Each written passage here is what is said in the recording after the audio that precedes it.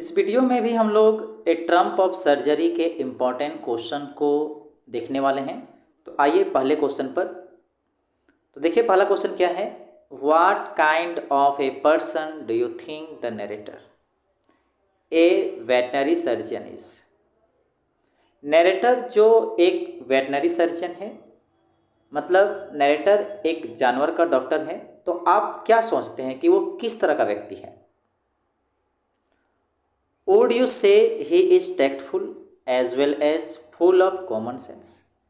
आपको क्या लगता है कि वो एक विनम्र के साथ साथ पूरी तरह से व्यवहारिक बुद्धि वाला भी व्यक्ति है।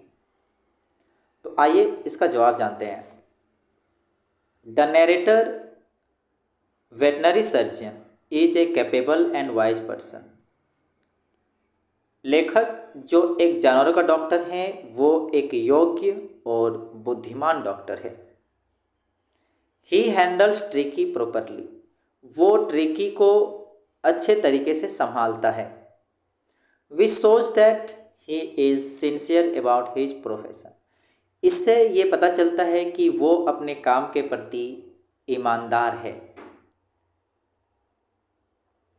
He does not operate upon the dog unnecessarily. वो कुत्ते पर जो जरूरी नहीं है उस तरह का उपचार नहीं करता है।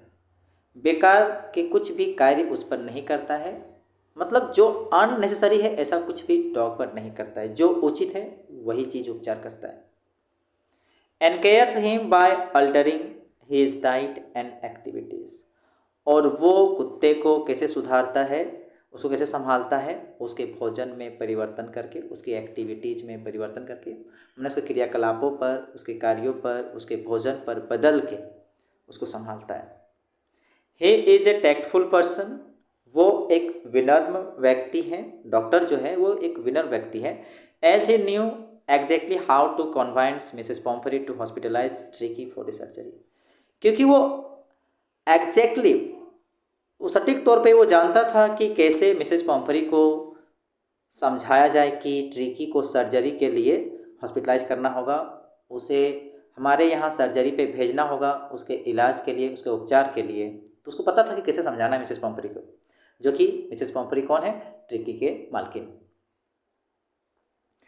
ही knew how to treat the dog. वो इस बात को भी जानता था कि कैसे डॉग को इलाज करना है। And finally he changed him into a little hard muscle animal. और अंत में उसने ट्रिकी को एक सख्त मांसपेशियों वाला एनिमल में बदल देता है। नेक्स्ट क्वेश्चन में आते हैं। तो देखिए, do you think Tricki was happy to go home. क्या आप सोचते हैं कि ट्रिकी जो है वो घर जाके खुश था या घर जाने को खुश था। What do you think will happen now. अब क्या सोचते हैं कि अब क्या हुआ होगा। मान के जब ट्रिकी घर चला गया होगा तो अब क्या हुआ होगा, अब क्या सोचते हैं। तो देखिए इसका जवाब।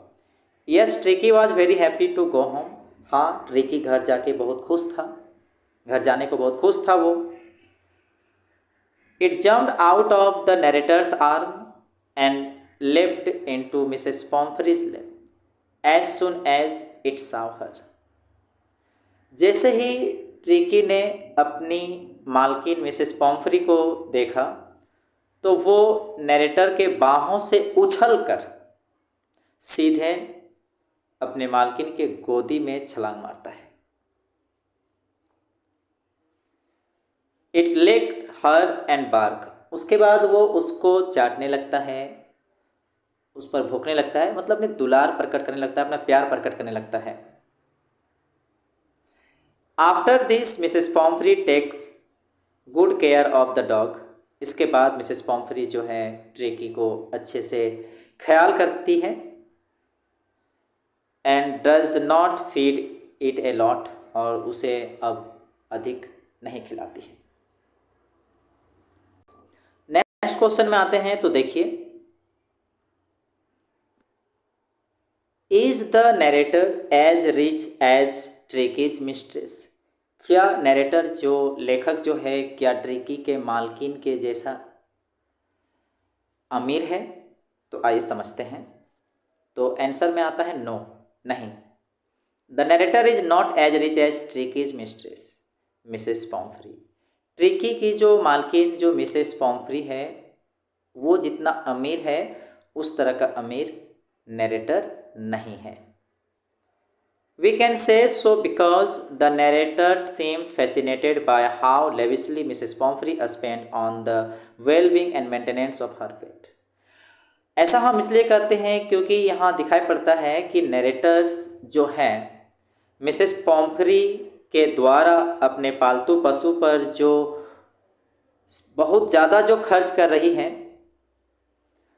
उसके मेंटेनेंस के लिए, उसके अच्छे के लिए जो पूरे दिल से पूरे खुल के जो खर्चा करती है, उसको देख के लेखक जो है बहुत मुग्ध हो गया। इसी से पता चलता है कि लेखक उतना अमीर नहीं था।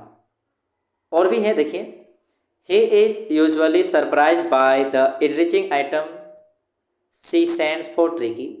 वो इस बात से भी आश्चर्य पड़ गया कि जब उसकी मालकिन ने जब उसके स्मृति के लिए, उसके शरीर के लिए जो बहुत चीज़ें भेजने लगा तो उससे भी वो आश्चर्य पड़ गया।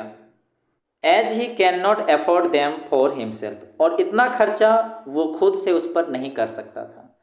तो इस बात से ये पता चलता है कि ट्रिकी की मालकिन काफ़ी ज़्यादा अमीर थी और नरेटर उतना अमीर नहीं था।